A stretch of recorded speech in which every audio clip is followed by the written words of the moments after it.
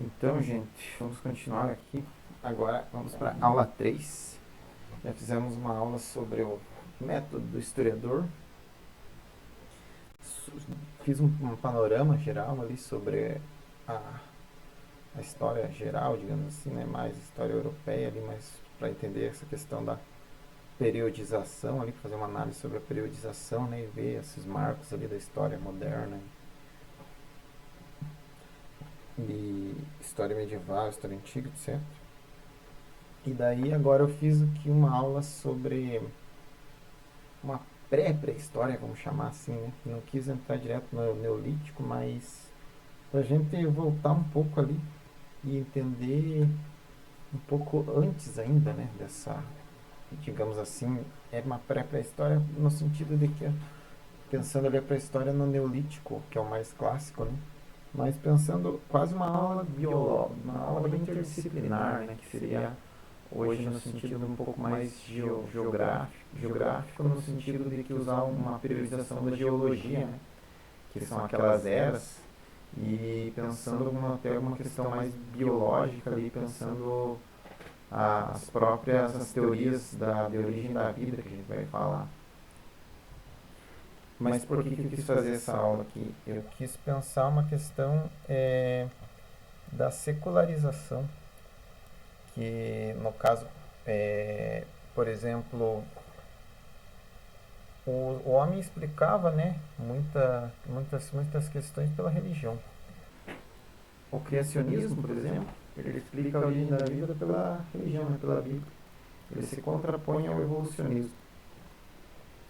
E à medida que no século XIX, ali, né, que é o século que a gente vai estudar ali um pouco Darwin, século XIX, um detalhezinho aqui, né? Como que a gente vai ver qual que é a periodização de um século.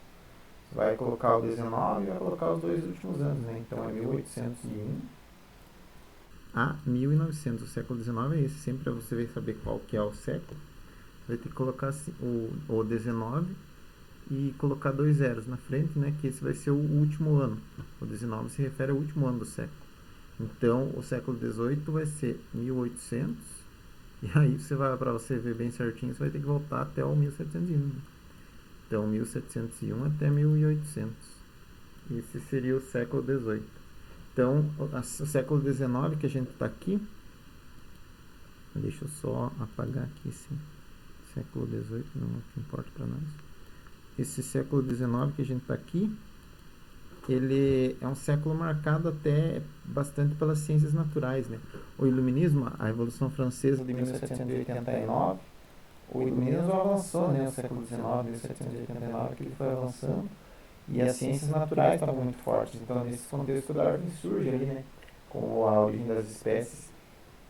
Então, ele vai começa uma questão de uma secularização, porque ele começa a explicar o homem já, tipo, ele não dá a vida como Deus criou Adão e Deus criou Eva, né? Ele analisa a vida numa perspectiva evolucionista, né? Que existiam os ancestrais comuns ali para o homem, entre o homem e o macaco, né? O chimpanzé, que é o mais próximo do homem, como a gente vai ver na próxima aula ali. E ele parte disso e ele explica a origem da vida de uma forma secular. Por que secular, né? O que quer dizer quando é secular? Por exemplo, um homem vive 100 anos, né? Mais otimista. Tá? Então, é um século de vida. Então, ele não é mais uma visão teocentrista, né? Que, como a gente falou na aula passada, ele comparou as duas. Mas é um antropocentrista. O homem está no centro de tudo. A gente tem que explicar as coisas pela perspectiva do homem. Então, o Darwin vai explicar a origem das espécies e a evolução das espécies numa perspectiva científica, né? O método dele é científico, ele não quer mais usar a religião. Então, partindo disso que o homem vai buscar a origem da vida, né? Através ele vai pegar ali algumas teorias,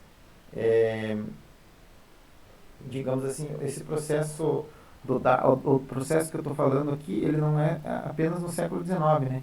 A gente saindo da Idade Média e à medida que a gente foi se aproximando foi saindo da Idade Média e se aproximando ali da Idade Contemporânea, né? Da Revolução Francesa, o tempo foi passando e a igreja foi perdendo sua força, né? E as coisas tiveram que começar a se secularizar. Foi, como eu falei, a questão da secularização do poder do rei, né? Quando o rei não é mais um quando o rei não é mais um enviado de Deus na terra, ele precisa, ao legitimar o seu poder ali, e ser autorizado por uma lei secular, no caso, né? Então, por isso que aí entra o Hobbes, né, como contratualista, que ele vai falar da questão do Leviatã, né, como eu expliquei lá no passado. O Leviatã a gente abre mão de algumas liberdades individuais da gente para o Estado Leviatã, que é o Estado que é forte, e proteger os peixinhos, digamos assim, né? Essa é a teoria contratualista do Hobbes. Então, isso é uma teoria já secular, né? Não tem, o súdito, digamos assim, ele vai se respeitar o rei, não porque Deus quis, ele não tem relação com a religião nesse caso. O súdito vai respeitar o rei porque ele vai abrir mão das suas liberdades individuais para o Leviatã, né? Respeitando o Leviatã. Então, esse processo de secularização, ele, à medida que foi passando o tempo, até, eu acho que o auge aqui, né, o iluminismo, passando a Revolução Francesa, no século XIX, que a gente está no auge dessa. É o século da razão, né? Que o iluminismo vai chegar ao seu ápice ali e a gente. A ciência, o século da ciência, a história quer ser ciência, a história se inspira nas ciências naturais e ela quer entender o seu objeto de pesquisa de uma forma isento, digamos assim, né? Esse era um dos principais objetivos do historiador do século XIX. Então, Darwin está nesse contexto, né? E esse aqui é o auge de tudo, mas também a gente tem que pensar a questão das teorias ali que a gente vai ver, da explicação da vida nesse sentido, que o homem precisa explicar os fenômenos de forma secular. Então, a origem da vida, daí pensando que a que a gente vai ver aqui, é uma origem da vida de uma forma secular, né? Não é uma origem da vida mais explicada só porque Deus quis. Então, e esse é um fenômeno totalmente se desligando da visão da fé, né, que tinha a Idade Média. A Idade Média era um período que foi totalmente balizado, né, pela fé. Os parâmetros eram a fé, as medidas de pensamento deles eram todos ligados à fé.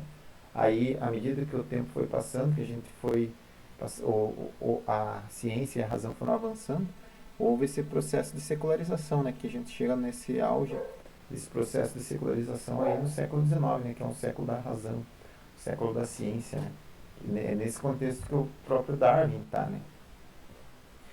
Então, acredito que essa aula, pensando, mesmo sendo um pouco interdisciplinar, eu acredito que a questão mais importante de se pensar que é como que essa secularização ela vai aparecer, né, no contexto do homem saindo da fé e entendendo os fenômenos de uma forma secular, né? Pensando o homem no centro de tudo, não mais o teocentrismo, não é mais Deus o centro de tudo. E aí, antes, né, da gente entrar na questão da própria pré-história, do paleolítico, do neolítico ali, eu coloquei aqui uma análise pensando na história da Terra, né? Por isso que daí aqui já, falando em Terra, a gente já vai dialogar com a geografia, né? E daí aqui é interessante, só coloquei aqui para a gente ver uma periodização, como a geologia, né? Vê uma periodização geológica, que é em eras, períodos e épocas. É diferente da temporalização histórica, né? Que a gente vê em anos e às vezes em milhares de anos ali, né?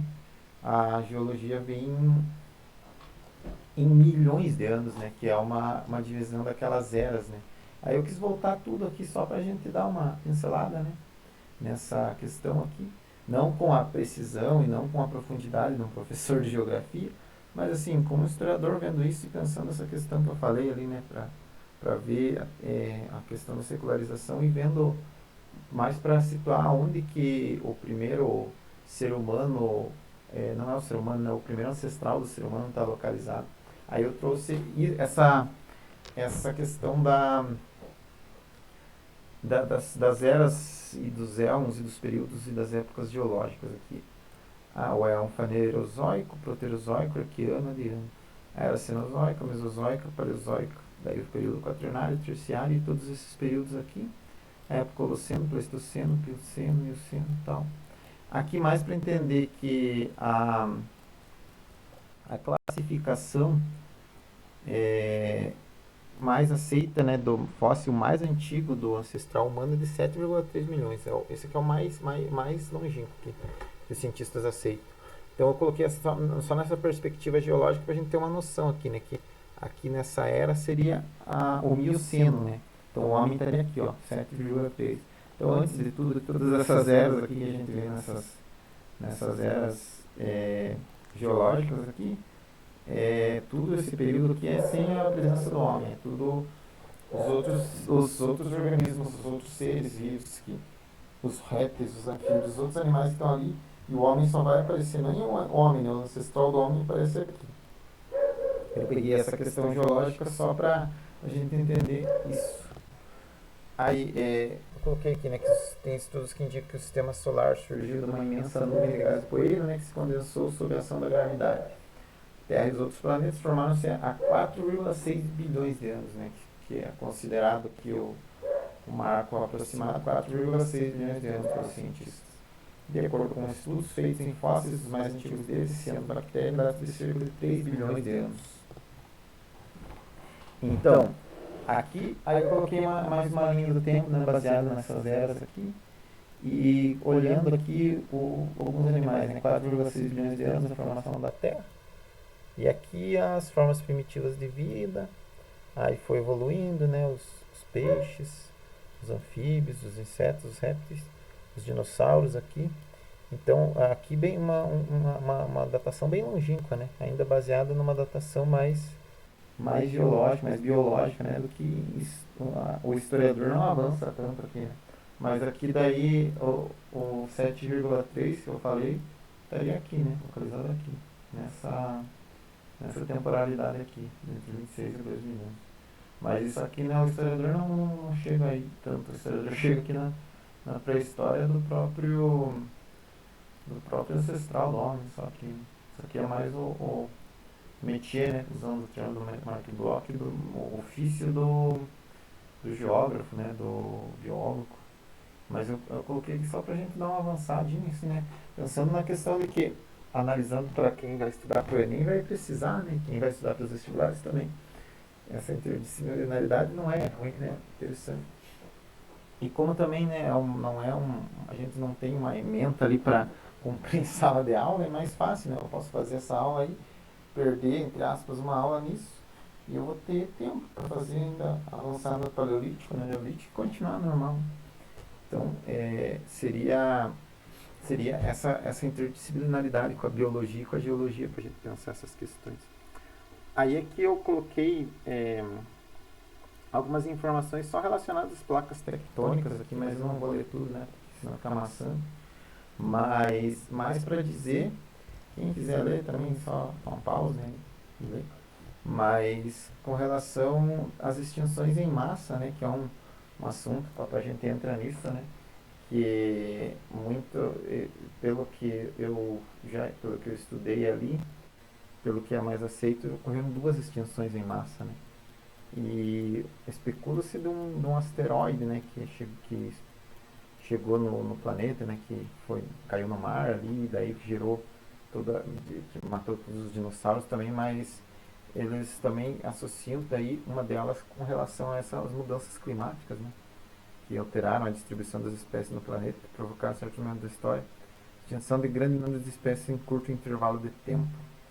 Em termos geológicos, né, 10 e 100 mil anos, as extinções em massa. Então ele fala da questão das placas tectônicas, né, que ele fala da importância disso, como que isso afeta, e daí ele fala dos vulcões, né, entre erupções, meteoritos, e ele fala de todas essas mudanças climáticas que geraram, né, que hoje em dia óbvio, né, não tem mais dinossauro, né, e de muitos, o próprio mamute, né, que foi aqueles mamutes que foram extintos, ou todos esses animais que foram extintos, que não existem hoje, e ele fala dessa questão das placas tectônicas. Eu coloquei um mapa aqui, né, com todas as placas, mas mais para dialogando aí um pouco com a geografia, mas só para falar com relação a essas extinções em massa. Então aqui a gente mata o conteúdo, né, dessa questão só de uma breve história da Terra que eu coloquei, e a gente sabendo aqui da questão do homem, né, que seria o mais importante que eu queria colocar, aonde que ele se localiza nisso, e daí por isso que eu coloquei essa tabelinha aqui, né, para a gente entender, e dessa origem da Terra, que essas temporalidades gigantes, que não se comparam que é onde o historiador chega aqui, né, que o biólogo e o estudioso da geografia vão bem mais além, né.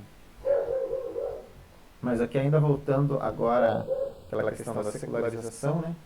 A gente pensando, né, como que os cientistas vão estudar a origem da vida, né?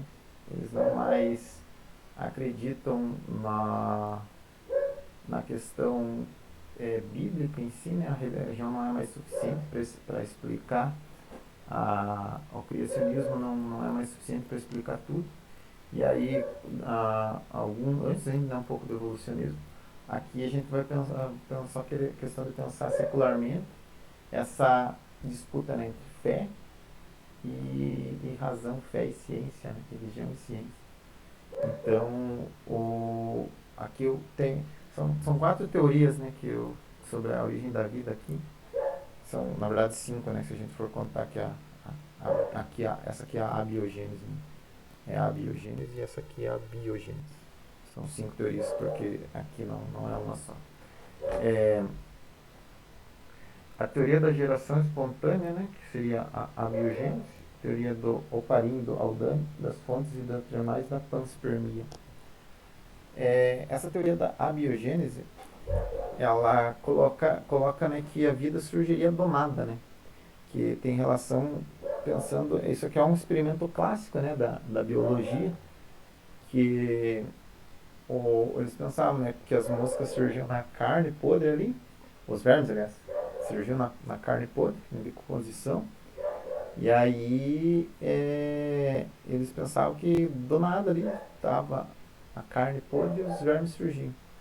E assim, sem vida gerava mais vida, né? Do grego a, sem, bios, gênese. A biogênese, a vida, a geração é espontânea, sem vida, a vida surge do nada. Então, eles pensavam, né, que sapos e outros animais se embalavam nos pântanos, os vermes surgiam da carne e as lombrigas apareciam espontaneamente do estilo humano. Isso aqui é a abiogênese. Aí o Redi, né, ele vai propor uma experiência e ele vai criar a teoria da biogênese, vai tirar o A, né, da teoria, biogênese. No sentido de que ele vai pegar os estudos aqui, né, desse William Harvey, do médico William Harvey, e ele coloca, né, que se os vermes na realidade eram dos ovos das moscas, né? Ele pensa isso. E na verdade ele estava certo, né? Ele vai fazer uma experiência clássica da biologia. Vai colocar um vidro fechado com gás, né? E ele vai deixar um vidro aberto com uma carne. E aí as larvas vão surgir no vidro aberto, né? Porque o vidro está fechado, não vem mosca. E aí ele vai criar, né, que afirmando que todos os seres vivos vêm sempre de outros seres vivos. Assim nasce a teoria da biogênese. E essa teoria é a que é mais aceita, né? Não aceitam que nada surge do nada. Tem todos os humanos, partindo disso, né, todos os humanos vêm de outros humanos, tem umas pesquisas bem avançadas em genética. Eu vi uma pesquisadora de Harvard que ela consegue mapear todos os seus antepassados, ela consegue mapear pelo DNA, né, eles já conseguem mapear com uma tecnologia bem avançada, assim, bem longe, assim, a árvore genealógica da pessoa, e consegue saber até de onde que ela veio, bem certinho. Eu vi uma fala dela que ela conseguiu localizar a família dela, a família do marido dela, assim, conseguiu ela fazia as rotas, assim, no mapa mundi, assim, é bem interessante como que está avançada a genética, né, em Harvard já, né, porque é uma da terceira, hoje em dia é a terceira, né, terceira universidade maior do mundo, terceira melhor universidade do mundo. Mas, então, essa teoria do Redi é que ele vai falar que todos os seres vivos vêm sempre de outros seres vivos. Aí, assim, ainda no século XVII, os cientistas descobriram os micro-organismos, né? Daí a teoria da geração espontânea deu mais uma revivida ali, né? A teoria da biogênese renasceu, né? Porque aqueles micro-organismos, né, aqueles pequenos micro-organismos, eles poderiam ter nascido do nada de novo. Porque da onde que surge aqueles micro-organismos? Eles não conseguiam explicar e de novo, né? Surgem do nada. Então eles foram lá e pensaram que surge do nada. Aí foi o Louis Pasteur que vai fazer uns experimentos e ele vai refutar, né? De novo essa teoria, ele vai conseguir refutar. E aí refuta essa teoria da geração espontânea e faz com que prevaleça a teoria da biogênese, né? Que todos os seres vivos têm que nascer de outros seres vivos. Aqui a gente tem uma segunda teoria, que é a das fontes hidrotermais, né? Que daí ela postula que os primeiros seres vivos teriam aparecido no fundo dos oceanos, ao redor daquelas fontes lá, né, perto do magma lá, sendo aquecido pelo magma. E esses pequenos vulcões submarinos ofereciam, como eu coloco aqui, a proteção necessária para que os primeiros seres vivos se formassem. Essa teoria é diferente da teoria lá da geração espontânea. Ela coloca que seria nessa condição, que nessas fendas hidrotermais aí, que iam surgir os primeiros seres vivos, que a forma mais primitiva surgiria ali, né? Dentro dessas condições que seriam a se possibilitar aí. Aí a gente tem uma terceira teoria aqui, que é da origem da vida, que essa aqui é bem radical, bem legal até, né? Que pensando assim na época deles, né? Quem que pensaria, quem contestaria? Ele coloca, né, que existindo vida em outras partes do universo, os micro-organismos ou esporos extraterrestres têm originado a vida na Terra. No sentido de que a vida na Terra não surgiu a partir de micro-organismos, mas de compostos orgânicos trazidos por cometas e meteoritos. No sentido que cai um meteorito, né, um cometa, meteorito e um cometa. E aí eles trazem os micro-organismos ali, né, os esporos, e a vida surge ali. E é uma coisa bem. Pensando, né, eles têm que justificar, e é uma coisa que, nossa, o cara pensou isso, foi longe, né? Mas assim, quando não havia justificação, quando eles estão querendo, né, aquela questão da secularização e tirar a origem da vida do só religioso, né, dos quisas e tal, eles pensam essa questão dessa teoria. Uma teoria bem criativa, né? Aí eu só coloquei a quarta teoria aqui, a teoria dos dois cientistas, do Oparin e do Aldani, acabei não colocando no slide aqui. Mas eles falam que eles associam daí a origem da vida mesmo lá às próprias primeiras explosões do Big Bang. Eles falam de 4 compostos, né, que são os compostos químicos, que eles são os essenciais para a vida, né? Eles falam que dentro daquelas primeiras explosões lá, havia esses 4 compostos e foi nessas condições ali, que eram condições favoráveis à vida, foi dali que surgiu as primeiras formas mais primitivas de vida. E foi dali que nasceu a vida. Eles explicam a vida no sentido, tendo a condição para nascer a vida ali com esses 4 compostos lá naquela condição das primeiras explosões.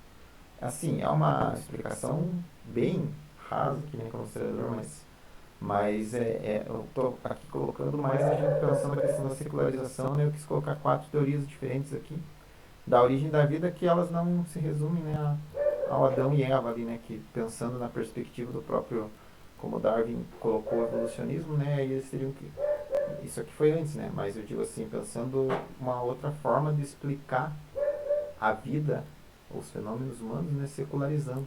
E aí a questão da origem da vida, né, antes ainda do próprio ser humano existir, que seria antes da pré-história, eu quis colocar essas 4 teorias para a gente pensar contrapondo, né, com a questão do Adão. Aí, ainda assim, na visão do historiador, né, mas assim, uma questão pensando mais na questão da secularização. Então, eu vou acabar a aula aqui. Aí na próxima aula eu quero começar já a pensar a questão da evolução das espécies, né, e mais pro homem. E não vamos começar o paleolítico ainda, né? Uma evolução gradual aí, né? Mas pra gente entender também, não sem muita pressa, né? Pra gente ver algumas questões aí e sem muita pressa e evoluindo aos poucos. Então, no caso, essa seria a aula de hoje.